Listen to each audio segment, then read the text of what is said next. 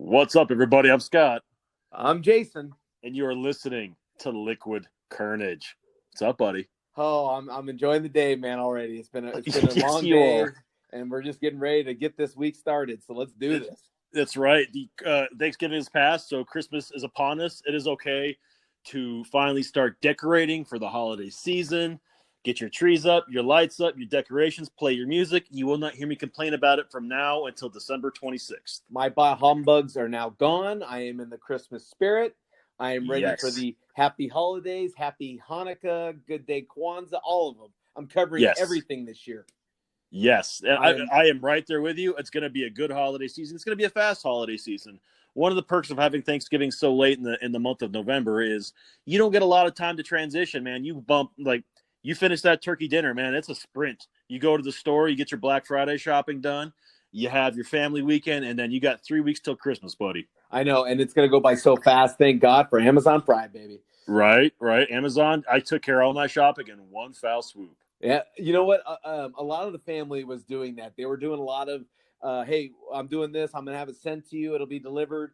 Amazon has this thing now where they can do the gift wrapping for the presents and stuff. They might have Oh already yeah. had it, but so I mean, Christmas is going to be so easy this year.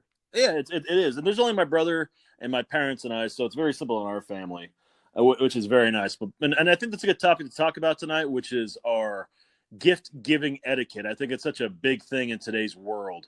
But before we get into that, I do want to point out, and it's something that I think we can laugh about now. We constantly talk about our bloopers, and you got some good ones before the show started this week.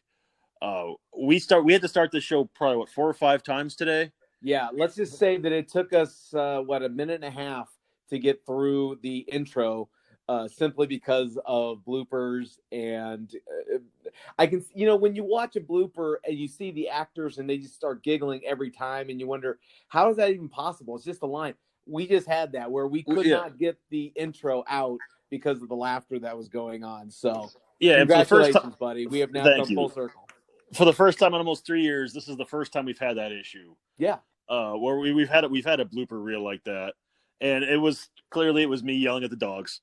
I'll fully admit that. No, And that's what it started with. But then when we tried to roll into it, we just could not get through it. So, yeah, it's crazy that it just took that long. And for a lot of people don't realize is that we do this show in one take. We do very very few times do we ever cut and edit, because only if we have connectivity issues. Most of this is just one long simple conversation without any stop and go. So um, we kind of take pride in that. And which, yeah, it's a testament to the camaraderie and the interaction that friends have and we have, and so what you get is what you're hearing is a one straight recording. There's no cutouts or edits or, oh, we got to cut that part out. Usually, now every once in a while we do get the, "Hey, Walter, shut the F up." it's But Hank. It's never Walter. It's always Hank or Frankie. it's always Hank. But other than that, yeah, that's what you're getting. So when you listen to Liquid Kernedge, feel like you're part of the family. I mean, this is what friends do when they're sitting at the bar. We don't do triple takes at the bar. We just No, man. go. It's all. We It's all. just It's go.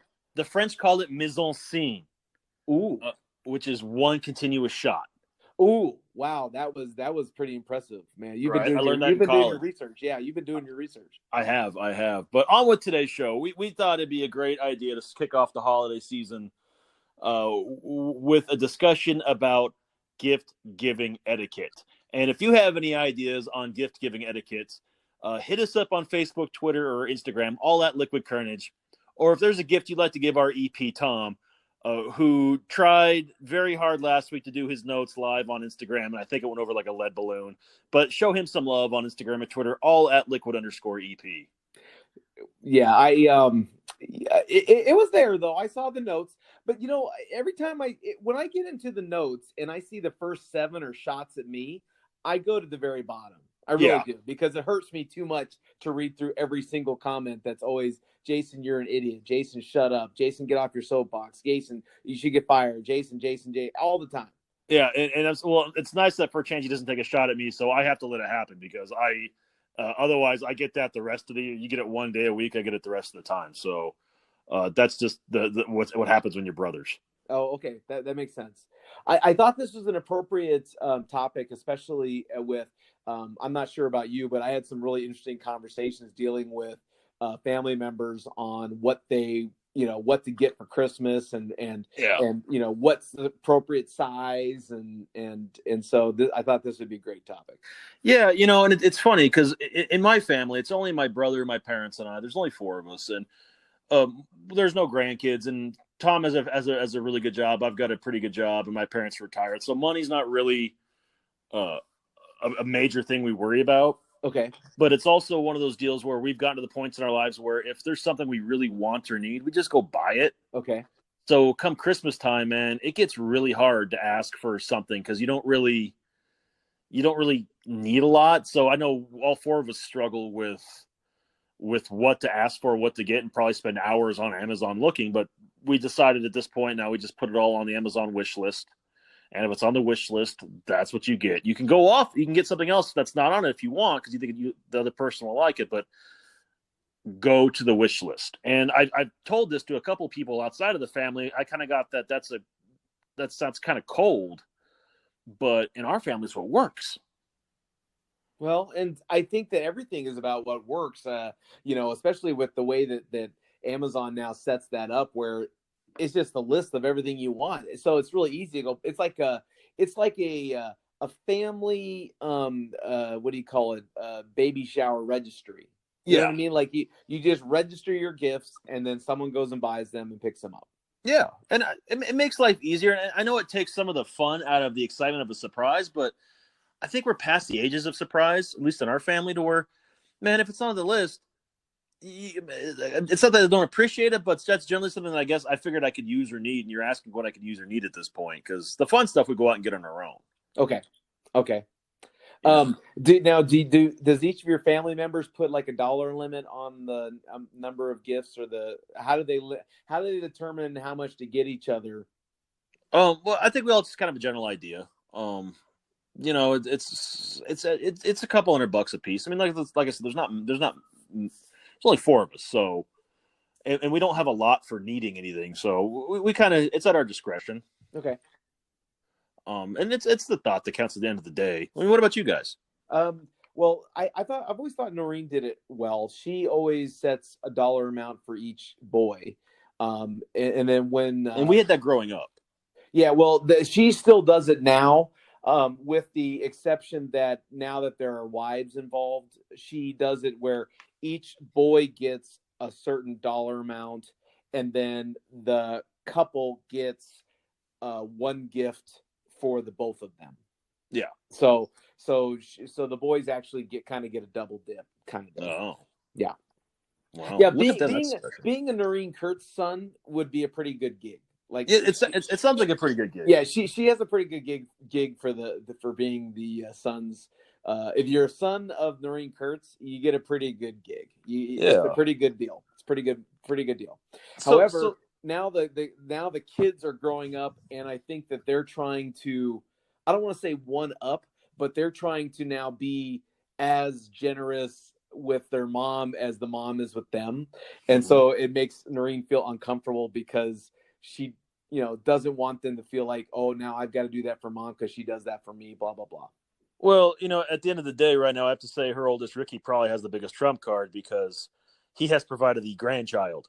And as I've learned growing up, grandchildren trump children at every holiday season like this. Well, the good thing about for the grandson is Ricky and Janice have been really good about, instead of sending a bunch of presents, send one present and then put the whatever money you were going to spend into his little savings account. So Jameson's going to be one of these kids. He's going to graduate, from high school, and his college is going to be paid for, kind of deal, because his grandparents put all the extra money into like an account for the kids. So, well, that's smart. That's a smart way. Well, because you know how parents are. I mean, when you're young, and correct me, listeners, on Instagram, Twitter, or Facebook, all at Liquid _ Kernedge.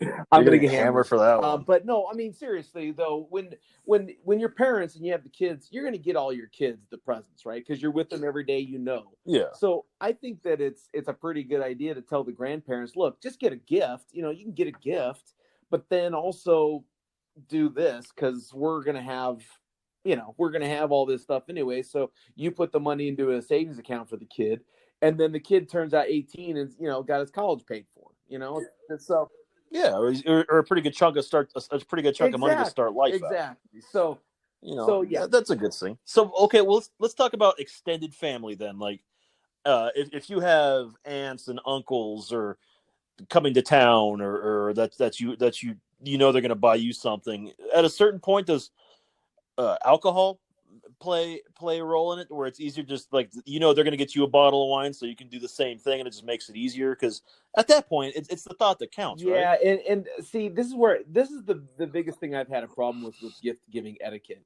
is you get to a certain age with relatives where it's really difficult because, like, for example, my mother, she's 75 years old, going to be 76 in January.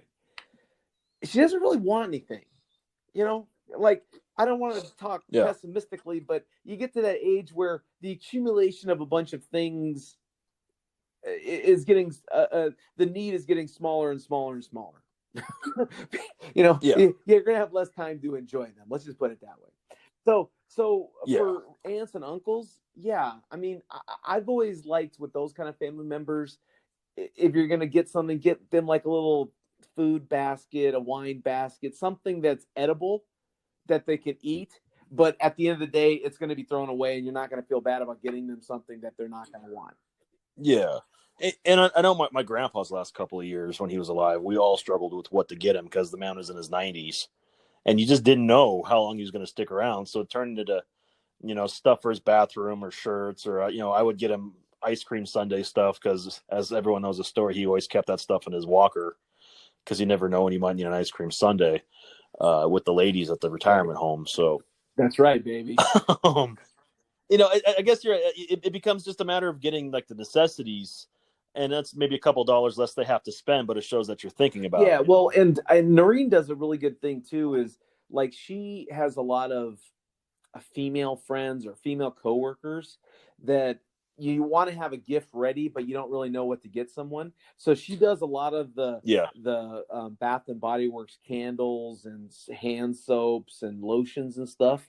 So she buys them when they're on sale for like 13 for $1, and then she has them, and then when she has to have a surprise gift for someone, she just pops one of them bad boys out, and it's an instant gift because most people can use a yeah. candle and they'll say, "Oh, that's kind of nice," and every once in a while, hey, I want to do a candle. My ex always would say that too. You can never go wrong with stuff from Bath and Body Works for a surprise gift for a female, Right, if right. need be. And that's something I've always kept in the back of my head since then. It's like it makes total sense, and it's something I still have to subscribe to, if the moment ever So calls. I'm in an interesting dilemma. Uh Obviously, huh. I have a couple of exes, and Mm-hmm. there Do they no, live in there was Texas? always the debate of, if you have to get something for the child, are you obligated to get something for the ex or the mother of the child? So Ooh, what are your thoughts, or what would be the thoughts on that? Like, you want to get gifts for the child, but you don't. I think if you're getting it for the kid, you don't have to get anything for the ex. You just have to Not get it for the you kid. think it's okay just to kind of go with it and say, hey, look, don't get anything for you and me, and we'll just do everything for the kid.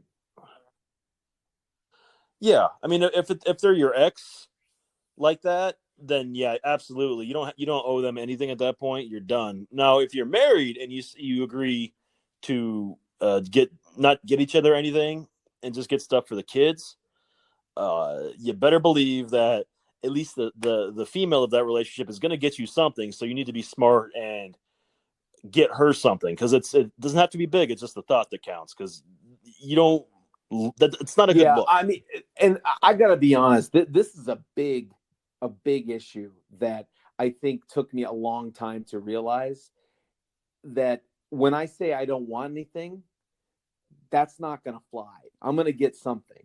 So I can't use, well, I didn't want to get something, so I didn't get you anything. That doesn't fly.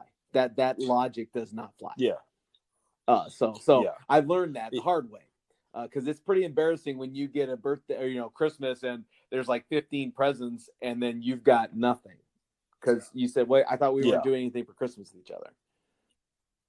Yeah, you always have to assume that when that's agreed upon, quote unquote, it's really, you still have to get at least something small. I always think of a genuine act of thinking about them for something. I always like think that. of the joke by Eddie Murphy when he's talking about his father buying all the Christmas presents for all the kids, and then the father goes under the tree and there's one present with everybody's name on it, Brute by Fabergé. And so we're gonna get that. We're gonna get that notes too, because that was the same joke though. It's the same premise. No, but it rings true for today's conversation, so I think it flies. I think it flies completely. And we're 10 minutes into the podcast now, so at least I can read all the notes without crying.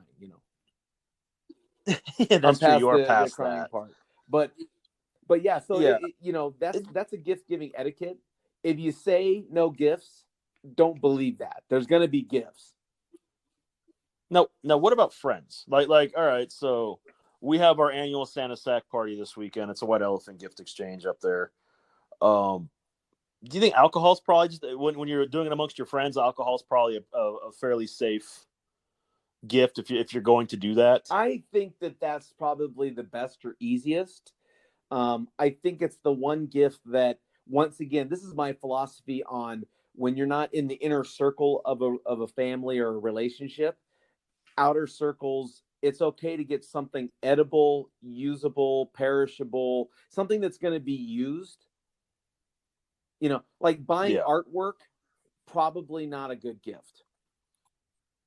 Yeah, I'm not going to buy you a Rembrandt. I'm not going to buy you clothes. Like, oh, here, I thought you could use a nice pair of pajamas. I'm not going to do that. Not going to do it. Yeah, and that's a little weird. That's a little weird and presumptuous, to be honest with you. There's certain rings of gifts, though, right? Like, the rings of the inner circle may be appropriate. Rings in the secondary, like friend circle, unless you really know them pretty close. Yeah. Like, I would never buy you something. I wouldn't even buy you something for your kitchen, Scott. I got to be honest. Even though I know you like to cook, I figured that's one of those things that you're going to want to pick out what you want. So I would rather just give you alcohol of some sort. I guess a gift card maybe, but even that I get the, what are your thoughts on the gift card being too impersonal? Yeah, and I think, like, if you're talking about a case like that, you're right. If I'm getting something for my kitchen, I have generally a very specific thing picked out. It's like my brother with computers or my dad with his Jeep. Like, if you're asking for something for a hobby like that, or a very sincere interest, there's a reason they're asking for something very specific. Don't go off and get them what you think they'd want instead. You can never go. Honestly, I think as you get older, I don't think you can go wrong with a gift card. Some people think it's a little impersonal, but I don't think it's that big of a deal. I think it's, it's saying, I am thinking about you. I would like to get you something, but I'm not quite sure what that is, and I'd rather you go get what you want. So you wouldn't take it personally if a friend of yours got you like a $50 gift card to, I don't know, Crate and Barrel or Sur La Table or something like that. No, not at all. I mean, in fact, most of the time I probably really enjoy that, because I could spend hours in the store looking. I'd have a hard time trying to figure out what I want to get with it, though. But it's, it's to me, it's the idea of I have to go someplace like Crate and Barrel or Restoration Hardware, for that fact, and sit and look through everything and see what I could really use and I think would be a lot of fun. Let me ask you this question: what are your thoughts about if this is an appropriate gift or not? If you buy someone that you're, I don't know, your girlfriend, significant other, if you buy them just going to a nice restaurant, is that a gift? I think it's debatable. It depends how long you've been dating. In this case, I think if you've been dating for, I think anything over 3 months, you probably need to get a gift. Like taking them to a $500 restaurant is not really a gift. Say, I'm treating you to a nice dinner kind of gift. I guess it depends on the company. Because while that's a very nice gift, that some people might not see it that way. They just might see it as like, oh, well, he just took me to dinner. Instead of, well, yeah, bitch, it was a 4-star Michelin restaurant with some of the highest quality food you'll ever have. They might not see the value in that. So I think when it comes to something like that, like when you're looking to for gifts for your significant other, I think anything over 3 months, you have at that point you have time to. You've gone through Halloween, you've gone through Thanksgiving, you've gone through just all a very intense holiday season at that point. Okay, Yeah, you should get them something. Yeah. But if you're just if you're just starting through, like somewhere in between there, no, I think you can just keep it casual and keep it light and just maybe, I don't think you have to worry about it the first year. Yeah. I think I would say you're definitely on the hook for Valentine's Day at that point, but you should at least have a discussion about New Year or Christmas. What do you think of gifts that are like, hey, let's a cooking class? Like you and I are going to go to a cooking class, like an experience like that. Is what are your thoughts on those kind of gifts? I think they're cool. I think if you wanted to do something like that when you're early on in a relationship, that's probably better than an actual gift because it's an experience and it's something to kind of bond over. But I think those are always good gifts. I don't know if they're necessarily a Christmas gift all the time, unless you're taking like a destination, like, oh, hey, I got us Disneyland or for a week, or we're going to Hawaii or whatnot. That's a little bit different, but like like an experience like that, couples massages, that to me seems more birthday, Valentine's Day, or just because. Have you ever received a gift that was from someone? The gift was inappropriate from the person that gave it to you, like it was over the top nice or over the top something that you're like, we don't know each other this well. You should not be getting me this. Yeah. Way back when I worked at the bank, I got something like that for my birthday, and it was very awkward. But the heart was in the right place, so you just kind of had to play nice with it and be appreciative of the thought that counts, and try not to read too much into it. So it was from someone who was trying to impress. Yeah. There was a in my former life at the bank, a gentleman who was gay that had a thing for me and opted to get me a bunch of shirts he liked for my birthday for me. Okay, yeah, I'm with you.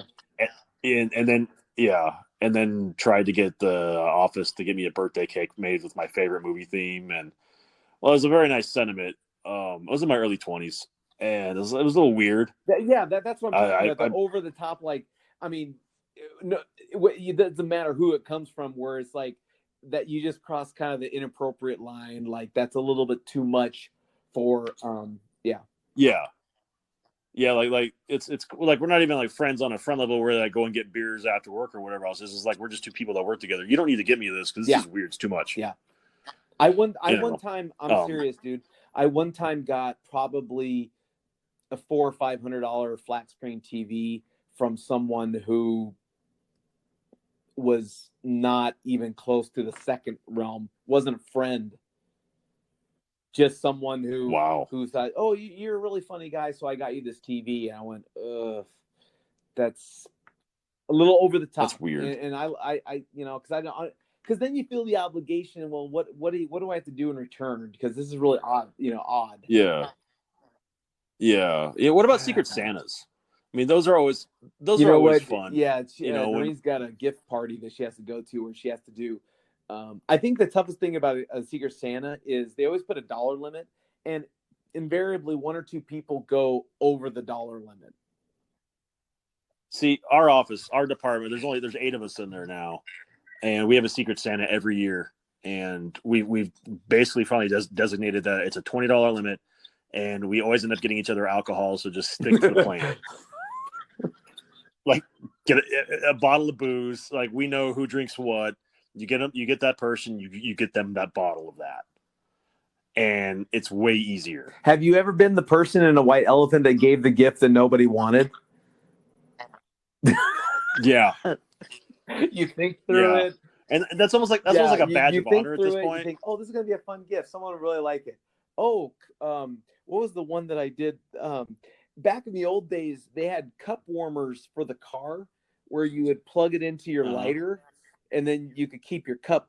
It was like a cup holder thing that fit inside your cup holder, and it would keep your coffee warm. Yeah. I thought that was the coolest gift, man. I thought that was so cool. And that thing got traded away like 70 times. No one wanted that. They're like, they would open it, then they trade it to this person, and then someone would take a gift, and then they would get it was it didn't it no one wanted no one wanted to keep my gift. I always went with the joke, the gag gifts at that point. I used to one year for my department exchange, white elephant gift exchange when I worked for the bank.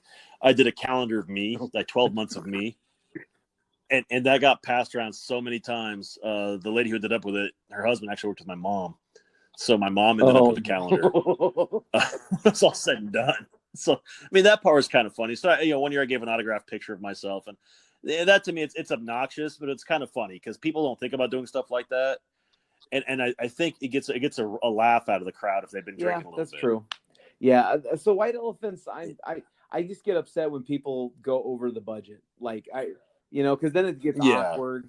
It reminds me of that Office episode where they're having the white elephant and Michael Scott bought the iPad or iPod. And so everyone's trying to get this $500 iPod, and all these special gifts are like the handmade gifts are being like thrown away so they can get the iPod. Yeah, so that's my thought on those. It could be a very tricky time of year if you're out there Christmas shopping, holiday shopping, whatever you want to call it, and I think always I'll leave you with this as we wrap up this conversation. It is the thought that counts, and if you're going to get someone a present or a gift, make sure that it's something that you think is thoughtful and sentimental, and it's not just you're buying them something to buy them something. It goes back to if you agreed with your significant other not to get anything, to get it for the kids, you have to get them something small, but make sure it's something that matters. I think that's the most important thing. I went up to my mom's house a month and a half, 2 months ago in Vegas, and remember the one Christmas, like, I don't know, it was probably about 10 years ago, where I was just flat broke. So yeah.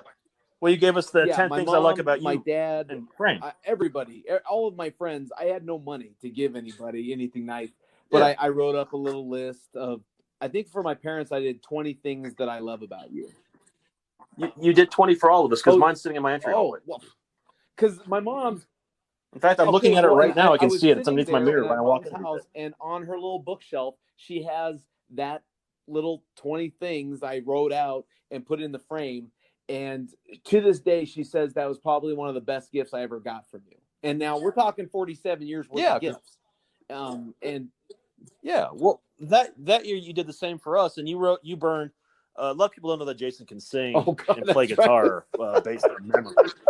So he burned us all a CD of the Randy Newman song "You've Got a Friend in Me," and it was a very sweet thing. And I think he brought all of us to tears. I don't know about that, because I just remembered. I think you did, though. We were all just shocked. I think the only reason why I bring it up is because you said mean it from the heart.